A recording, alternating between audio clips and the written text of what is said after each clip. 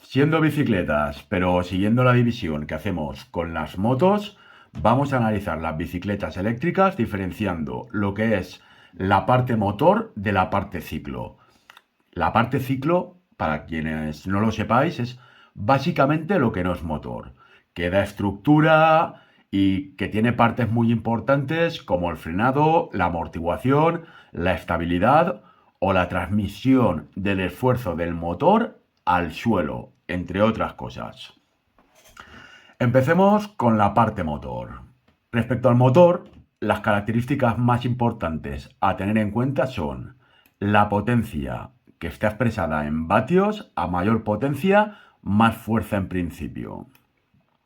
Y luego el par motor, también conocido como torque en inglés, que es la fuerza necesaria para que el cigüeñal del motor gire y en consecuencia sea capaz de transmitir el movimiento al resto de elementos mecánicos necesarios para desplazar el vehículo, como la caja de cambios si la tuviera, la barra de transmisión, ejes motrices, lo que sea, hasta llegar a las ruedas. A mayor par del motor tendrá más capacidad de reacción, tendrá como más fuerza. Mm, Para iniciar la marcha o subir una cuesta más fácilmente, realizar un adelantamiento, acelerar más rápido. Esto, a diferencia de la potencia del motor, no está limitado por ley y se mide en newtons por metro. Para un uso normal, con 50 newtons metros es suficiente. Un par motor alto es bueno para ascensos, para subir cuestas, etc. Pero consume más y gasta antes la batería. Ahora hablaremos de la ubicación del motor. Está el motor central o buje eje pedalier. Está situado en el eje de los pedales, da una respuesta inmediata y ágil cuando necesitamos asistencia. Parece que se avería menos. Es ideal para conducción rápida y ágil. Está en el centro de la bici y con el centro de gravedad bajo, por lo que el peso queda bien distribuido y no dificulta el cambio de ruedas. Las desventajas que tiene es que sobrecarga el cambio y la cadena, es más ruidoso, es algo más caro y puede molestar más al pedalear. Cuando no necesitamos esa asistencia. Luego está el motor delantero o buje eje delantero. Se puede añadir a cualquier bici para hacerla eléctrica. Es ideal para una bici sencilla. Es el más barato, el que menos mantenimiento necesita, menos desgaste en cambio y cadena. Y tiene las desventajas de que molesta para cambiar la rueda, el neumático o la cámara o las cubiertas delanteras. La rueda y horquilla de delante sufren más desgaste. La dirección es menos manejable, más pesada, más lenta y se pierde agarre y adherencia. Respecto al motor trasero o buje trasero, se ubica en el eje de la rueda trasera y es la mejor opción para terrenos irregulares y difíciles, ya que aumenta el agarre, aumenta la adherencia, la tracción. Es silencioso, no desgasta la cadena ni el cambio. Es ideal para caminos no asfaltados o bicis de montaña, caminos irregulares. ¿Y qué desventajas tiene? Pues que dificulta cambiar la rueda trasera, descompensa el equilibrio, el centro de gravedad se va más atrás y no suelen llevar sensor de par. Ya veremos lo que es el sensor de par más adelante. Este sensor de par mide el esfuerzo del pedaleo. Ahora hablaremos de la batería y la autonomía. Las baterías son las encargadas de proporcionar la energía al motor y por tanto la autonomía de este, el tiempo o los kilómetros que se puede usar ese motor eléctrico auxiliar. Su capacidad se mide en vatios hora y obviamente a mayor capacidad, mayor autonomía. La autonomía dependerá también del peso que tenga que soportar, del nivel de asistencia que le solicitemos al motor. A más asistencia al pedaleo, más consumo, obviamente. Y del terreno a recorrer. Para trayectos normales, cortos, con 250 vatios hora es suficiente. Aunque es mejor que se acerquen a los 500 vatios hora. Es normal que den para 50-60 kilómetros con estos vatios hora. con asistencia al pedaleo sin problemas. Las hay integradas en el cuadro, pero las extraíbles se están imponiendo cada vez más. Comprueba que te resulta fácil de quitar y poner, ya que tendrás que hacerlo con frecuencia para recargarla, en caso de que sea extraíble. Con una noche de carga suele ser suficiente. Cuanto más ligera, menos peso cargarás, en general, en el conjunto de la bici. Es importante fijarte en los ciclos de carga que tiene. ¿Cuántas veces las puedo cargar? Cuanto más ciclos de carga, mejor. Es su vida útil y la facilidad de sustituirla en el futuro también es muy importante. Veamos ahora los tipos de batería. Están las de primera generación o baterías de gel plomo, también conocidas como AGM plomo, y tienen unos 25 vatios hora por kilo.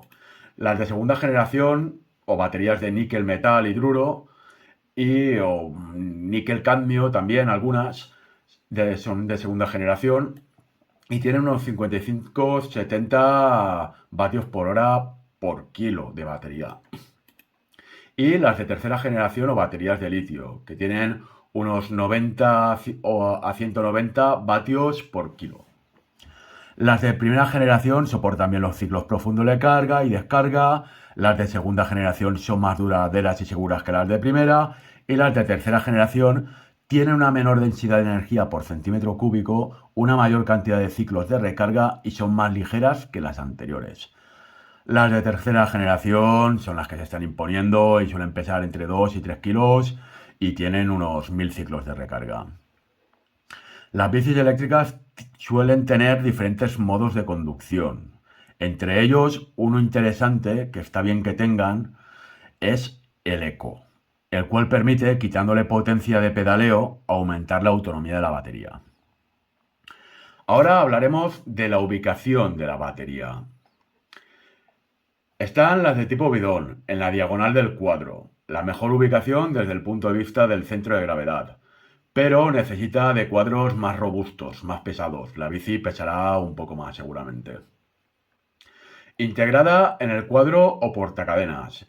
El centro de gravedad es más bajo, se puede extraer, pero es más difícil llegar. Al ser más difícil llegar, esto la protege de las inclemencias meteorológicas y de los robos. Pero bueno, en general ya todas las baterías tienen unos índices de aguante frente a las inclemencias meteorológicas bastante buenos.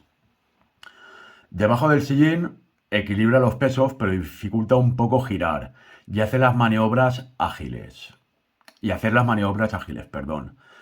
La dificultad de extraerla depende del modelo. Y luego tenemos la de portaequipajes trasero. Es fácil de acceder y es un lugar seguro y añade peso a la parte trasera, que puede mejorar el agarre, pero no cambia su ergonomía. Es un buen sitio el portaequipajes trasero. Hablemos de la parte ciclo. Dejamos el motor y hablamos de la parte ciclo. Empecemos por algo que para mí es muy importante: los frenos. Siempre son importantes en cualquier vehículo. Para ciudad puede valer con un freno de disco normal, pero si vas a hacer montaña o carretera, ten cuidado en las bicicletas de gama media-baja, que pueden contar con frenos insuficientes en bajadas o altas velocidades.